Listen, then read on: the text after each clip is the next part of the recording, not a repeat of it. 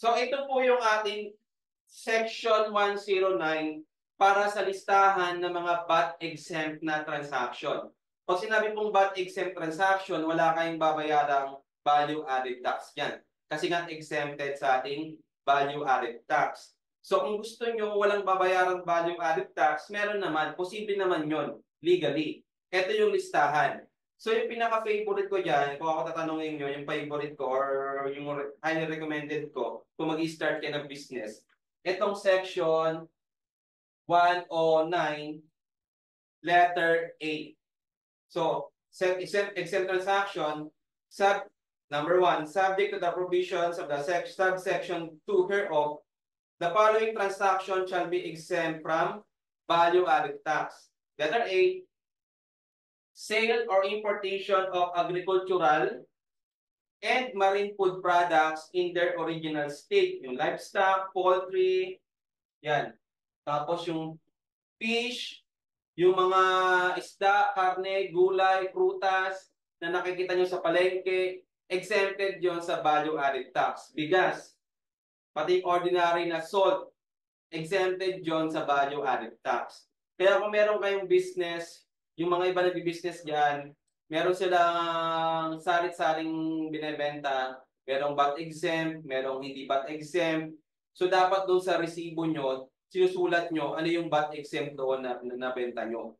Okay? Sales na VAT exempt or sales exempted from value-added tax. So pag nag-resibo kayo doon, nilalagay po sa resibo ano yung VAT exempt na sales magkano. Okay? Magkano yung subject to VAT, magkano yung zero rated. Kaya kapag nag-receive po kayo, i-describe nyo ano yung nabenta nyo, like fresh na fruits and vegetable, kaya naman ay fresh na fish, fresh pork, fresh beef, yung mga yan, agricultural and marine food products, ilalagay nyo yung description, tapos ilalagay nyo sa VAT exempt. Kasi kahit na VAT exempt siya in our law, pero nilagay mo doon sa batable at naningil ka ng 12% VAT, magbabayad ka ng 12%, mag-liable ka pa rin. Okay, ganun ang rule natin doon. So, kung VAT exempt yung binebenta nyo, ilalagay nyo dapat sa resibo doon sa VAT exempt na resibo. VAT exempt yung sale. O kung non-VAT naman kayo, ilalagay nyo doon sa resibo nyo na yun ay like fresh fruits, fresh corn, kung anong nyo binenta nyo na agricultural, or marine food products in their original state, i-describe nyo lang sa resibo. Okay? Para naggawa na kayo ng value add ng 2551Q nyo, wala kayong ilalagay. Kasi ang VAT exempt natin dito na listahan under section 109, wala rin percentage tax yan. So zero na to, zero na rin to. Pag binenta nyo agricultural or marine food products in their original state, wala kayong babayaran. Tax planning ang tawag doon. So, bago kayo mag-start ng business, dapat knowledgeable na kayo doon sa tax ng business na papasukin ninyo.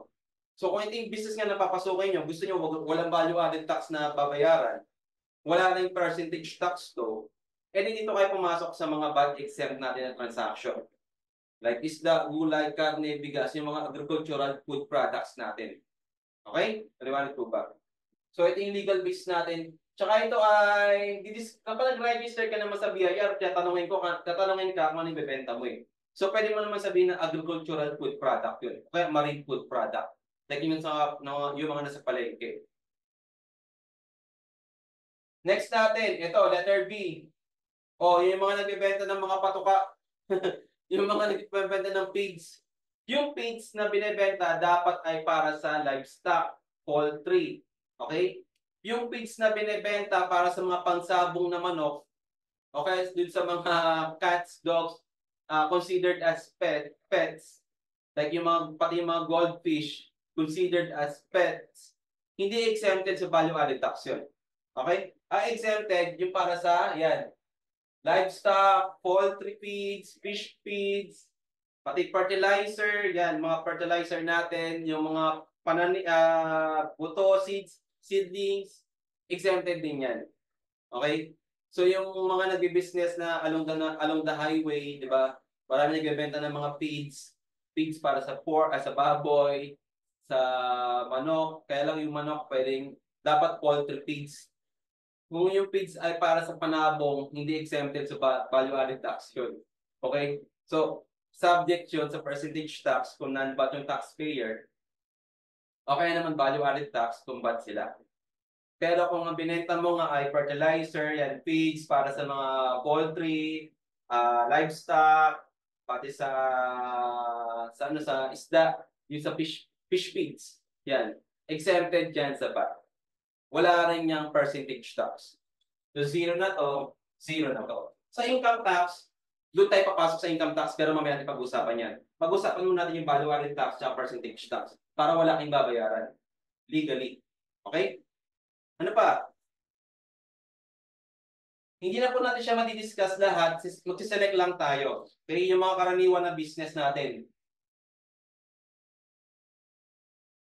Yan, yung mga agricultural na contract growers, yung mga yung mga nagbimil, yung palay, ginagawang bigas. So kung ganun yung business nyo, kakilala ninyo, pwede naman kayo mag-milling. But exempt yon. And letter F. So wala pong binabayaran na value-added tax yun. Okay? Yung letter F natin. Ano pa? Ayan, school. Pero yung school, itong letter H na yan, ayan, yung binayaran yung tuition fee ng anak ninyo. Tingnan nyo doon sa resibo na pinagbayaran nyo kung meron bang value-added tax. Elementary, high school, tsaka college. Wala, di ba? Wala kang makikitang value-added tax doon. Kasi VAT exempt yun. Pero dapat accredited siya na DepEd, CHED, or TESDA. Okay? Kami yung ating company, although we are education company, hindi to accredited ng CHED, TESDA, or DepEd. So, hindi VAT exempt yung binibenta namin sa inyong online seminar services. So, kung hindi VAT exempt yun, ano kami? Nasa 3% lang kami. Percentage tax kasi non-VAT pa kami. Non-VAT pa tayo. Okay? Pero kung VAT na tayo, may 12% VAT tayo babayaran. Kung hindi siya VAT exempt. Ganun na kasimple. Okay? So, yung binayaran yung tuition fee ng anak nyo, i-check nyo yung resibo. Wala po doong VAT. At wala rin yung percentage tax on the part of the school. So, kung gusto nyo, kung ganun yung business nyo, school, pero dapat accredited ng CHED, TESDA, or DepEd. Wala kayong babayarang value-added tax o kaya percentage tax. Okay? Ano pa? Yan yung mga cooperatives, na agricultural cooperatives. Yan ay exempted din sa value-added tax as clearly provided dito. Actually, kahit hindi naman siya cooperative eh. Basta yung binibenta mo ay agricultural food products in their original state. Yung mga farmers. Farmers, fishermen, yung mga fishing boat, binibenta nila yung kanilang catch, tsaka yung harvest nila, but exempt yun. Kaya nga lang kasi, magkaiba kasi ang tax compliance sa invoicing and registration. Even if VAT exempted siya or exempted from VAT and percentage tax, hindi tayo exempted sa pag-issue ng resibo. Hindi tayo exempted sa registration. Hindi tayo exempted sa bookkeeping. So, register pa rin, mag-issue pa rin ng resibo, tsaka bookkeeping pa rin. Even if you are exempted sa VAT or income tax or percentage tax. Okay?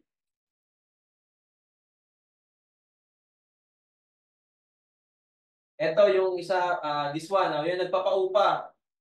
Ito po, letter Q, mga nagpapaupa. List of residential unit with a monthly rental of not exceeding 15,000. Dati ito, sa 11,000 yata o 10,000. Tapos ngayon,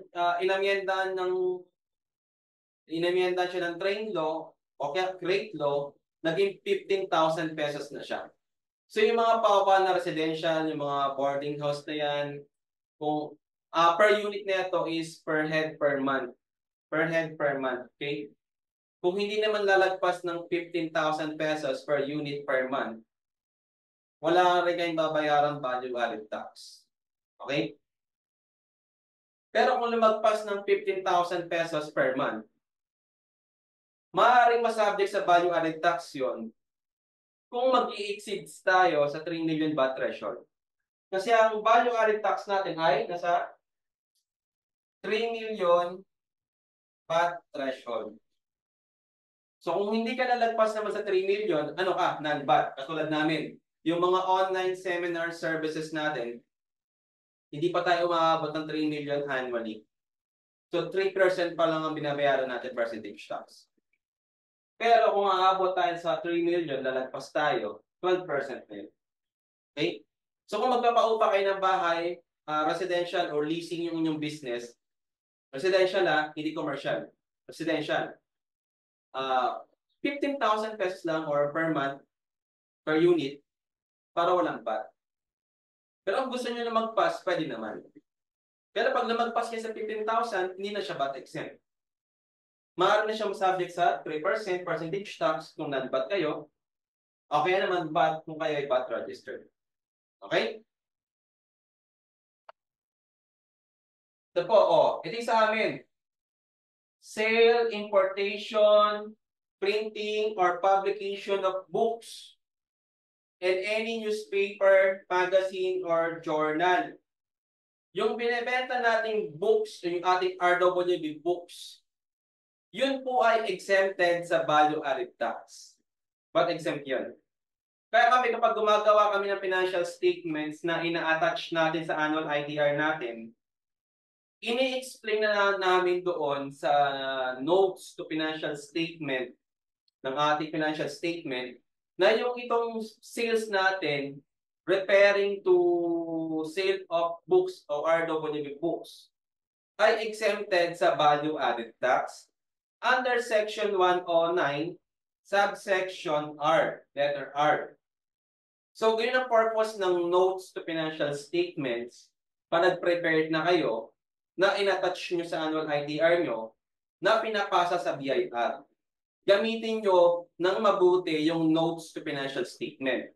Kung meron kayong mga VAT exempt, exempted sa percentage tax, exemption sa income tax, or other taxes ng company nyo, sabihin nyo na kayo na mismo ang mag-narrate o mag-provide ng information doon sa notes to financial statement nyo. Para pag in-audit kayo ng BIR, ito yung ipapakita ninyo. Ito yung legal basis ng VAT exemption nyo, percentage tax exemption, or income tax exemption, or other tax exemption nyo, kung meron man. Kayo na mismo magpaliwanag. Kasi kung hindi kayo magpapaliwanag doon, hindi nyo ilalagay, mag-a-assume yung BIR na ito ay vatable subject to value-added tax. Tama? Ganun, mag-a-assume sila. Tapos ikaw mismo magpapaliwanag, magpo-protest ka, bibigyan ka ng assessment. So ikaw na mismo magpaliwanag doon sa inyong notes to financial statement. Kung bakit siya exempted from VAT, kung bakit siya hindi kasama sa reporting nyo ng inyong 2550Q o kaya naman 2551Q. Ganun ginagawa namin. So ito kasi yung sale natin ng books, example, 1 million, isang taon, 1 million. Hindi kasama yan sa percentage tax.